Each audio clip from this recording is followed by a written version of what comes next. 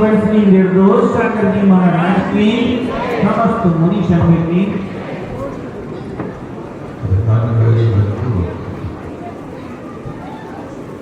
संसार की स्थिति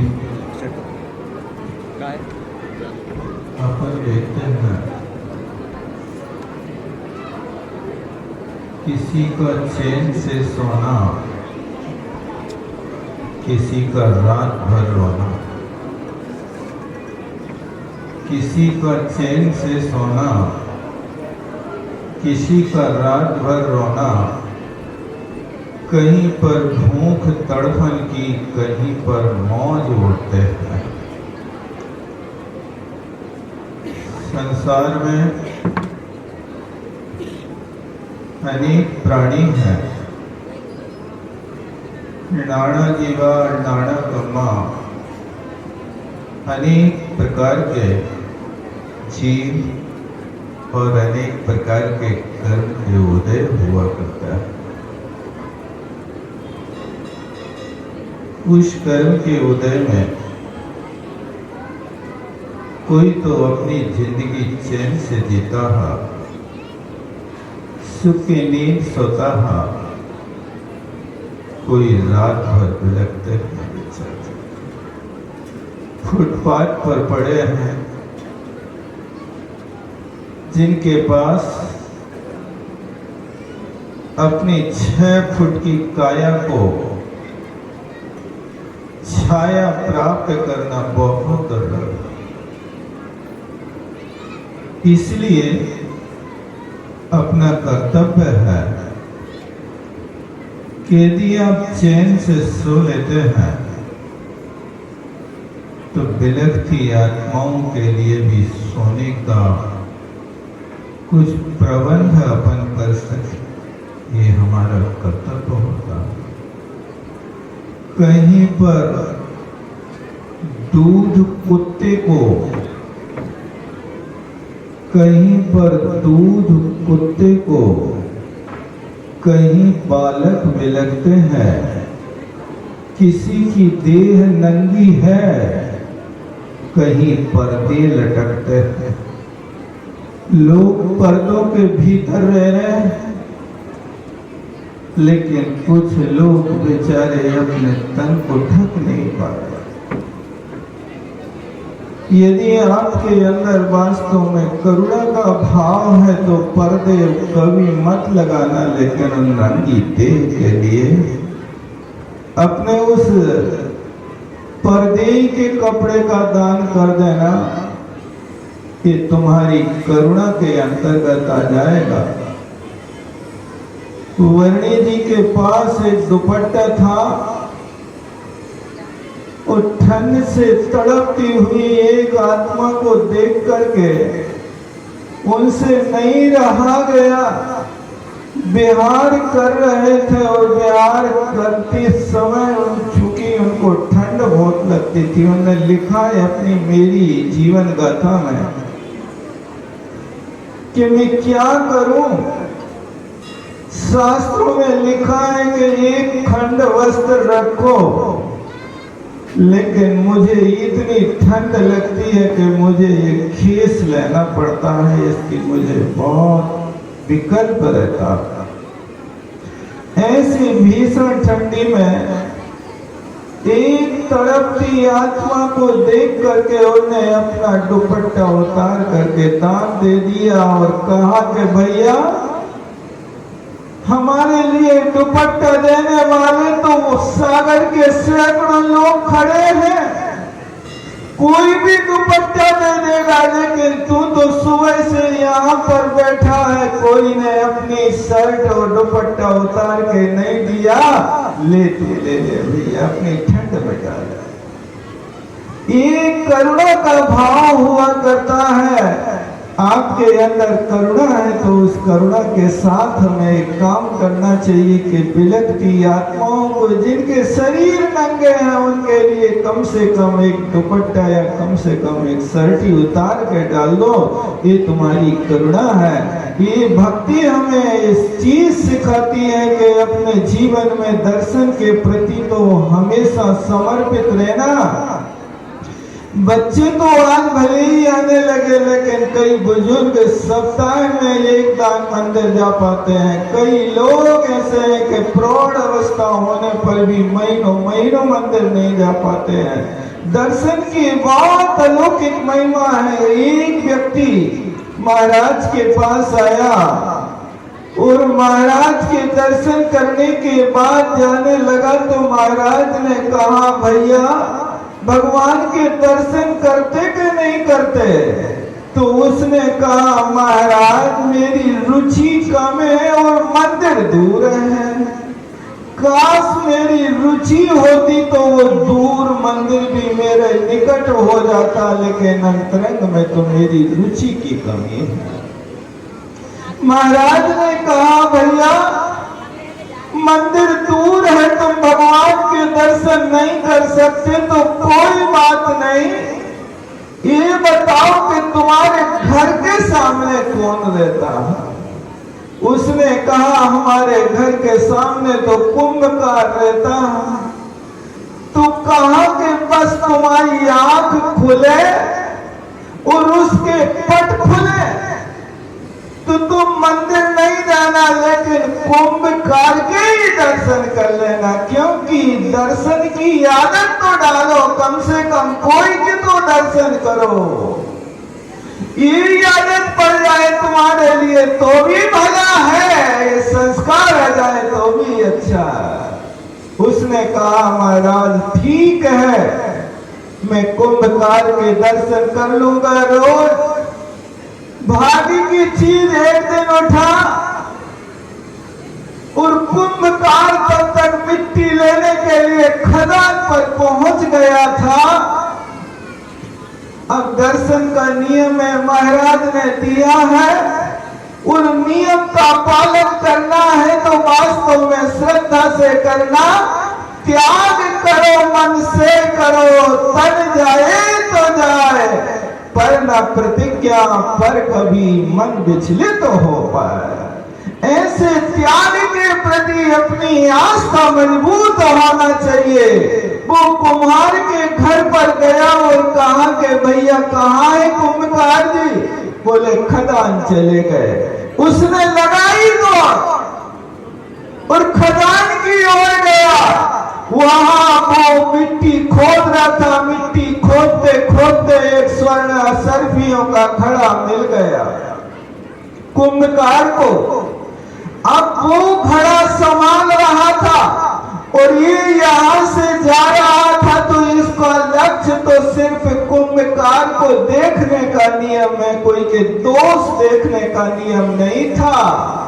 तुम्हें कौन सी संपत्ति मिली है इसको देखने का नियम नहीं था। और वहां पर खदान के निकट पहुंचा और जैसे वहां रोड पे लोग खड़े, इतनी दूरी से उसने कुंभकार को देख लिया और उल्टे पैर लौट पड़ा। और कुंभकार ने देखा कि इसने खड़ा देख लिया है, अभी राजा को जाके शिकायत करेगा। कुंभकार ने बुलाया, भैया इधर आओ। वो कहता है, नहीं हमने देख लिया। अब कुंभकार समझ रहा कि उसने सोने का घड़ा देख लिया, इसने तो कुंभकार को देखा था, दुनिया से कोई लेना देना नहीं था। जे घर की ओर दौड़ रहा, कुंभकार हड़ा लेकर के उसके पीछे दौड़ रहा। तुमने देख तो लिया, रुको तो बस ही कह रहा, देख लिया। उसके पीछे पीछे आया और घर आकर के उसके घर में आधा खड़ा दे दिया। तुम कोई से कहना नहीं भैया, ये क्या मामला है? अरे मुझे सोने का घड़ा आज मिला है, तुम राजा से नहीं कहना। अच्छा, उसने कहा भैया ये तो तुम ले जाओ, तुम्हारे भाग से मिला है। उसने कहा नहीं, तुमने खड़ा देखा है इसलिए आधा तो लेना ही होगा। दोनों में विसंवाद चल रहा था, लेकिन अंदर द्वंद्व चल रहा था। धन है धर्म सुखदाता, जो कोई आश्रय प्रीत करे सो स्वर्ग मोक्ष पाता। धन्य जय धर्म सुखदाता। जाता। अभी तो हमने धर्म किया नहीं, धर्म के नाम से सिर्फ हमने कुंभकार को देखने का नियम लिया। जब कुंभकार को देखने से हमें घड़ा मिल सकता है, असरफियां मिल सकती हैं, तो गुरु की वंदना से और साधुओं के दर्शन से, जिनेंद्र भगवान की भक्ति से क्या नहीं मिल सकता है। भक्ति में शक्ति बड़ी, अब आज उसके लिए पक्का श्रद्धा न हो गया कि भैया दर्शन अब जरूर करना, भगवान की भक्ति जरूर करना, चाहे कुछ भी हो जाए। जब एक कुंभकार के दर्शन से तुम्हें इतनी अलौकिक विभूति मिल सकती है, तो प्रभु के दर्शन से तो निज दर्शन मिलता है। आप लोग पढ़ते हो, तुम सा दानी क्या कोई हो, तुम्हारे जैसा दानी कौन है? परमात्मा। तुमने तो सारे लोक की दरिद्रता को हर लिया और आज तक अनंत जीवों को सिद्ध पद प्राप्त करा दिया। ये भक्ति का प्रभाव है। समय हो रहा है, आप लोगों ने आज छुट्टी का दिन भक्ति में व्यतीत किया। सब लोगों के लिए बहुत बहुत आशीर्वाद है। भक्ति के लिए हमेशा ऐसे तत्पर रहें और इसके साथ में षड आवश्यकों के प्रति भी अपनी भावना बनाएं। इसी भावना के साथ विराम लेता हूँ, वो पंक्ति पूरी करता हूँ। कहीं का चैन से सोना, किसी का रात भर रोना, कहीं पर भूख तड़पन की, कहीं पर मौज उड़ते हैं। कहीं सूती नहीं मिलता, कहीं लट्ठा नहीं मिलता, कहीं सिल्कन पहनते हैं। किसी का चैन से सोना, किसी का रात भर रोना, किसी को सुध ना उठने की, बार बार जगाते हैं भैया उठ जाओ, समय हो गया है। लेकिन क्या करें, एक व्यक्ति कह रहा था कि हमारी बिटिया पूछ रही थी कि पापा संडे कब है? क्यों? बोले संडे को तो सुख की नींद सोऊंगी, 9 बजे के पहले नहीं उठूंगी, कोई जगाना नहीं। वाह, संडे है, 9 बजे तक सुख की नींद सोऊंगा। अरे छुट्टी का दिन है, आज हमारे लिए परमात्मा के द्वार में दिन व्यतीत करना है, संतों के सानिध्य में रहना है। ये तो भावना होना चाहिए। लेकिन जो सोवत है सो खोवत है, जो जानत है सो पावत है। तुम सोने के लिए संडे की बात पूछ रहे, तुम सोना बनाने के लिए संडे का दिन नहीं पूछ रहे कि कब हम सोना बना सकते। समय तो आपके पास उतना ही है, चाहे सोने में गुजार दो, चाहे सोना बना लो। कोशिश करो कि जितना हो सके हम सोना बना सकें। बोलो आचार्य गुरुवर विद्यासागर जी महामुनि महाराज की, लोक सागर जी महाराज की। अब 10 मिनट का समय और अब हम सब चलते हैं मिलकर के पूज्य मुनि श्री अजय सागर जी महाराज के चरणों में। हे भगवान, अपनी वाणी से हम सबको बोलो शासनिक भगवान महावीर स्वामी की, मूलायक देवादिदेव 1008 श्री चंद्रप्र भगवान की, परम पूज्य आचार्य गुरुवर श्री विद्यासागर जी महाराज की, अहिंसा परमो धर्म की, पूज्य मुनि श्री अजय सागर जी महाराज की, मुनि संघ की।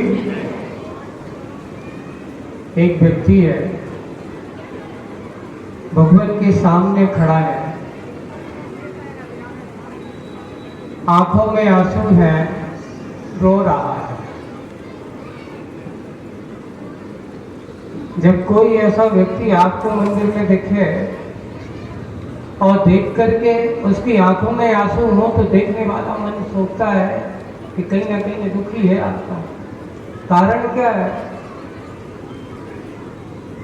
बहुत पीड़ित है वो, ऐसा लग रहा है। एक व्यक्ति ने पूछा, क्या भाई क्यों रो रहे हो? कोई कष्ट है? बोले कि कोई कष्ट नहीं है, कुछ हो गया है, कुछ नहीं हुआ, कोई खो गया है, कोई खोया नहीं है, कुछ तो हुआ है, आप रो क्यों रहे हो? बोले कि रोने का कारण बहुत बड़ा है। मेरे घर में सब कुछ है, बंगला है, कार है, सब कुछ है, लेकिन मुझे भगवान के दर्शन करने का सौभाग्य नहीं मिलता। मुझे आज ये भगवान के दर्शन हो रहे हैं, मैं तरसता हूं, आज मुझे 1 माह हो गया, 1 माह हो गया मुझे भगवान के दर्शन नहीं हुए। बोले कि कहीं बीमार थे? बोले कि कोई बीमार नहीं था, बस अंतर इतना है कि जहां मैं रहता हूं वहां से कोसों दूर भगवान का जिनालय है। बहुत पुण्य चाहिए था। आज मैं भगवान के सामने यही कामना कर रहा हूं, यही बार बार भावना कर रहा हूं कि भगवान ऐसा दिन कब आएगा। आज तो मेरा वो भाग्य था, आज तो मेरा पुण्योदय था जो आपकी आंखों से दर्शन करके मुझे जो तृप्ति और अंतरंग की वेदना। बंधु, अगर भगवान के सामने तुम्हारी ऐसी वेदना, ऐसी पीड़ा और ऐसे आंसू निकलते हो तो वो आंसू आपके लिए पुण्य बंध के कारण होते हैं। वो पुण्यशाली जीव भगवान के दर्शन करके अपना भाव कहता है कि मेरा भाव आज सार्थक है। दुनिया की संपत्ति कमा लेना, दुनिया का सारा वैभव इकट्ठा कर लेना, लेकिन जिनेंद्र भगवान के वैभव के सामने वो दुनिया का वैभव एक रत्ती बराबर भी। उसकी महिमा करना ही क्या कहा नहीं जा सकता। इसलिए कहा, हे भगवान मुझे ये मनुष्य पर्याय मिली, मुझे यह जीवन मिला, और अगर इस जीवन को मुझे सार्थक करना है तो धन कमाने से नहीं, जीवन की सार्थकता है कि धर्म को अपने जीवन का उद्देश्य बनाइए। कमाओ तो वो कमाओ तो जिसके सामने धन संपत्ति तो अपने आप आगे पीछे दौड़ती है। आपने आज तक दुनिया में धन पैसा कमाने का उद्देश्य बनाया है। बिरले ही जीव होते हैं जो ऐसे समय पर कि कुछ जाता हो या ना जाता हो, कुछ आए या जाए, लक्ष्मी आवे या जावे, कुछ भी हो गए, पर भगवान आपकी चरणों की पूजा कभी छूट ना पावे, ऐसा उद्देश्य। यही हमारे जीवन का उद्देश्य होगा तो बस तो आपको ये सार्थक जन्म नजर आएगा, और नहीं है तो आपको सार्थकता समझ में नहीं आएगी। ये रविवार आपको सार्थक बनाने के लिए। जीवन आते हैं चले जाते हैं, संत आएंगे चले जाएंगे, पर ये दिन आपके लिए जगह नहीं, इसलिए इसको कहते रविवार। लोगों ने पूछा रविवार को क्यों कहा? क्योंकि इस दिन अगर आदमी सो गया तो समझ लेना खो गया जीवन। लेकिन उल्टा हो रहा है आज कि संडे का दिन है, आप तो आराम से खाएंगे, मौज उड़ाएंगे और सोएंगे। अरे भाई, बाकी दिन क्या करते हो? उस दिन भी करते हो। मौज का दिन नहीं है, इसको विषय वासनाओं से मत डालिए। इस दिन को हम और अच्छा बनाने की कोशिश करें। रविवार को हम इसको संदेश मंडे वाली नीति को चरितार्थ करने की बात, आज ये रविवार का चतुर्मास का वैसे तो तीसरा रविवार है, लेकिन समागम का रूप में यहाँ पे युवा बच्चे आप देखते हैं, जब हमारे छोटे छोटे बच्चे एक अच्छी किलकारी जिसे अपन कहते हैं, मंदिर में जब गूंजती है तो मंदिर का माहौल एक नया होता है। जब यहाँ वो बैठते भगवान की भक्ति पूजन करते, आज वो संस्कार, आज के वो संस्कार वो बनकर के उसके जीवन को एक नई दिशा देने वाले होंगे। हम उस दशा और दिशा को बनाने का काम कर रहे हैं। ये चतुर्मास के फल आप सबके गुरु जी की कृपा से मिल रहे हैं, और गुरु जी की कृपा तो बरसती ही रहती है। आप सब उस कृपा के पात्र बने रहे। समय अपनी बहुत गति से हो गया है, हम उसको बनाते चले। इतना ही कहूँगा कि ये जीवन भगवान के दर्शन के लिए तरस है। यही सोचो कि भगवान जब तक मैं आपके शरणों में रहूं तब तक मुझे आपके शरण मिले। तव पादौ मम हृदय पदद्वये लीनम तिष्ठत जनेन्द्र तावत् यावन् निर्वाण संप्राप्ति। हे भगवान, मुझे जब तक निर्वाण की प्राप्ति ना हो जाए तब तक मुझे आपके चरणों की सेवा, आपके चरणों की पूजा करने का सौभाग्य मुझे मिलता रहे। यही हमारा सौभाग्य होगा, यही सौभाग्य होगा। सबके जीवन का यह सौभाग्य बना रहे। इसी भावना के साथ बोलिए देवादिदेव 1008 श्री चंद्रप्र भगवान की।